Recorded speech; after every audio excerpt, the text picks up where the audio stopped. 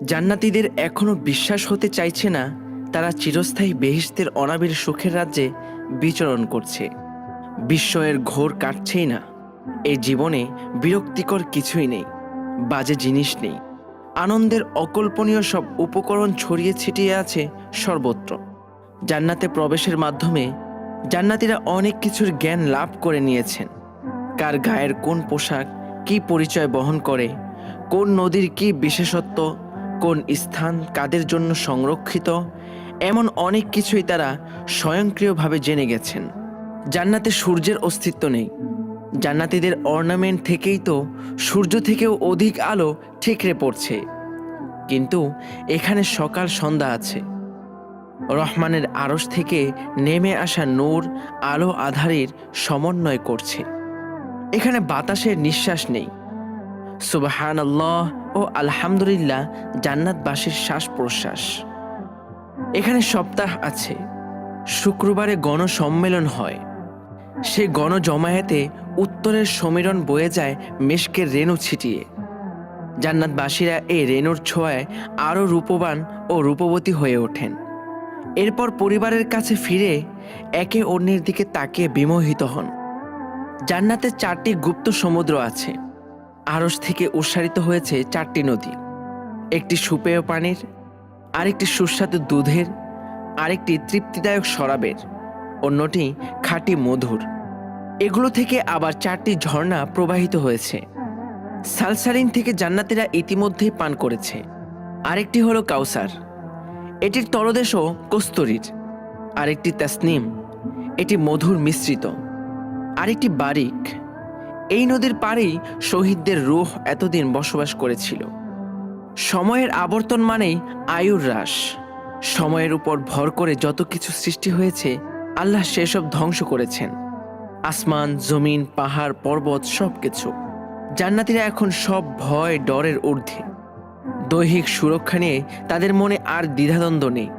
কিন্তু পৃথিবীতে তারা মৃত্যুর স্বাদ আস্বাদন করেছিল, তাই আত্মার বিনাশ নিয়ে তাদের মধ্যে আশঙ্কা রয়ে গেছে।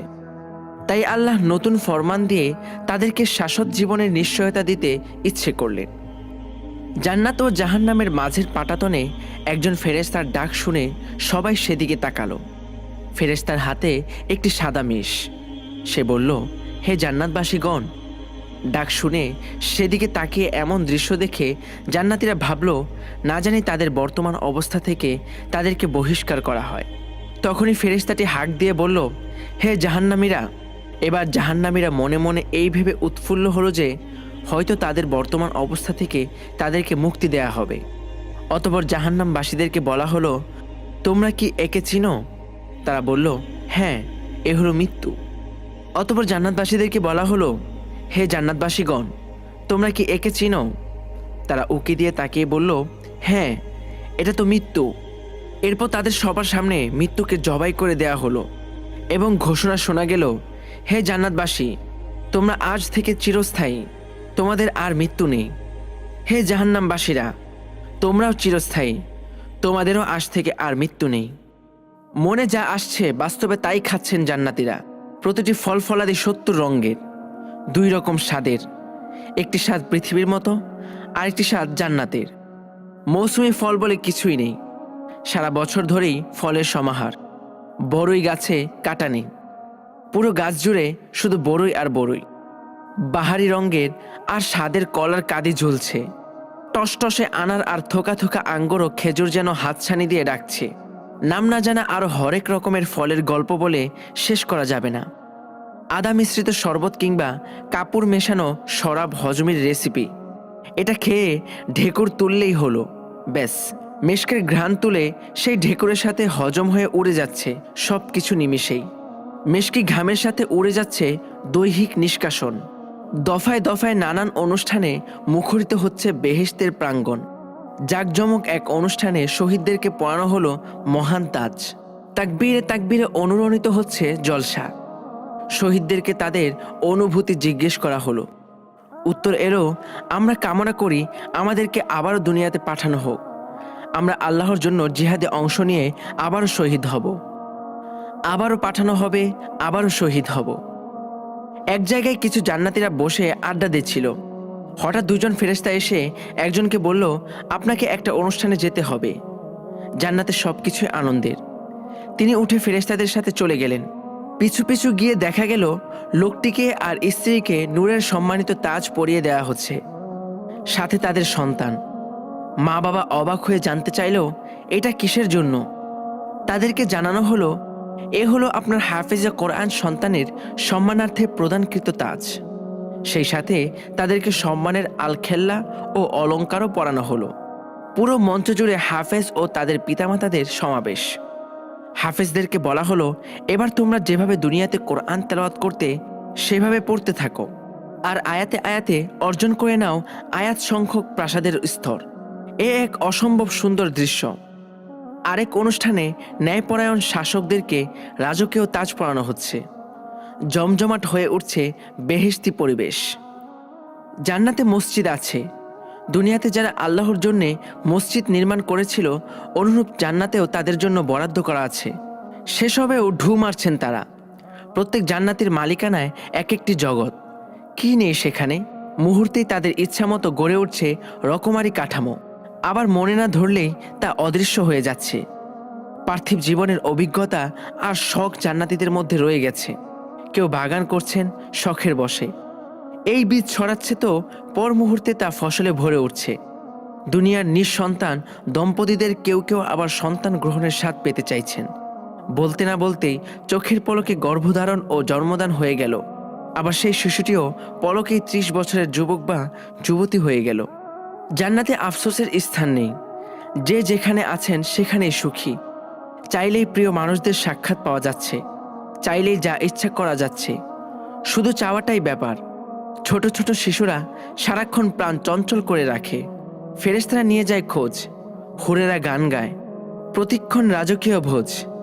স্ত্রীরা রানী হয়ে আছে। স্বামীরা তাদের রূপে রোমাঞ্চিত ক্ষণে ক্ষণ। এখানে পাপ নেই, নেই শঙ্কার কোনো কারণ। মানুষের কল্পনার জগৎ যেমন অবারিত আর বর্ণিল, কল্পনার রঙে আর সাজে গড়ে উঠছে বেহেশতের পৃথিবী। আরশ বরাবর বিশাল মিলনায়তন, থরে থরে সাজানো নূরের আসন। অদৃশ্য থেকে ঘোষণা আসলো, সবাই যেন মিলনায়তনে আসন গ্রহণ করেন। এই ঘোষণাটি ছিল প্রচণ্ড সম্মোহনী। প্রত্যেকেই কি এক অমোঘ আকর্ষণে মিলনায়তনে এসে হাজির। কেউ কেউ ফিসফিসিয়ে টুকটাক গল্প করছে। হঠাৎ অদৃশ্য কোনো ইশারায় পিনপতন নীরবতা নেমে আসলো জান্নাত জুড়ে। আরশের দিক থেকে ভেসে আসলো সেই বহুল আকাঙ্ক্ষিত কণ্ঠ, আমার প্রিয় বান্দারা, তোমাদেরকে আমি ভীষণ ভালোবাসি। এই বেহেশত আমি তোমাদের জন্য সাজিয়েছি। তোমাদের প্রতিটি মনোবাসনা পূর্ণের ব্যবস্থা করেছি। তোমাদের আর কিছু চাই কি? জান্নাতীরা বলল, ইয়া আল্লাহ, আপনি আমাদের মুখ উজ্জ্বল করেছেন, জান্নাতে প্রবেশ করিয়ে জাহান্নাম থেকে মুক্তি দিয়েছেন। এর বেশি আর কী বা হতে পারে? আল্লাহ বললেন, তোমরা কি চাও না আমি তোমাদেরকে এর চেয়েও বেশি এমন কিছু দান করি যা আর সব কিছুকে ছাপিয়ে যাবে? এরপর আল্লাহ তার পবিত্র আদি রূপ নিয়ে জান্নাতবাসীর দিকে তাকালেন। একমাত্র যে পর্দাটি এতদিন আড়াল করে রেখেছিল মহাজগতের রহস্যকে, তা সরিয়ে নিলেন। জান্নাতীরা উপরে আরশের দিকে নির্নিমেষ আল্লাহর প্রকৃত চেহারা দেখতে থাকলেন। চারপাশের সব কিছু যেন থমকে গেল। জান্নাতের চোখগুলো যেন চিরস্থির, পলকহীন অতৃপ্ত চোখে দেখে চলেছে সৃষ্টির স্রষ্টাকে। সে দেখার পরিতৃপ্তিতে কোনো পরিসমাপ্তি নেই। কত যুগ যুগান্তর শেষেও মনে হচ্ছে অতি সামান্য। বিশ্বজগৎ জুড়ে কেবলমাত্র একমাত্র তারই অস্তিত্ব। দয়াময় আল্লাহ, অপরূপ মেহেরবান আল্লাহ। সেই জাদুমাখা সাক্ষাতের মধ্যেই শোনা গেল আল্লাহর কণ্ঠ, আজ আমি তোমাদেরকে আমার সন্তুষ্টি উপহার দিলাম আর নিজেকে আত্মপ্রকাশ করলাম আমার ভালোবাসায় তৃষ্ণার্ত প্রতিটি আত্মার জন্য। তোমরা চিরসুখে থাকো, চিরঞ্জীব হও। এভাবে কতকাল কেটে যাবে জানি না। কালের হিসাব আসছে কেন? কালের বিনাশ তো হয়েছে সেই কবেই। প্রিয় বন্ধুরা, এই ছিল আমাদের নবীজির সাথে পরকালের যাত্রা সিরিজের সর্বশেষ ভিডিও। সিরিজটি কেমন লেগেছে অবশ্যই কমেন্ট করে জানাবেন। আপনাদের কমেন্টগুলো আমাদের ভিডিও বানাতে অনুপ্রেরণা যোগাবে। আর ভিডিওগুলো অবশ্যই শেয়ার করে দিবেন। আর আমাদের চ্যানেলটি সাবস্ক্রাইব করে আমাদের সাথেই থাকুন। দেখা হচ্ছে পরবর্তী ভিডিওতে। শেষ করছি। আল্লাহ হাফেজ।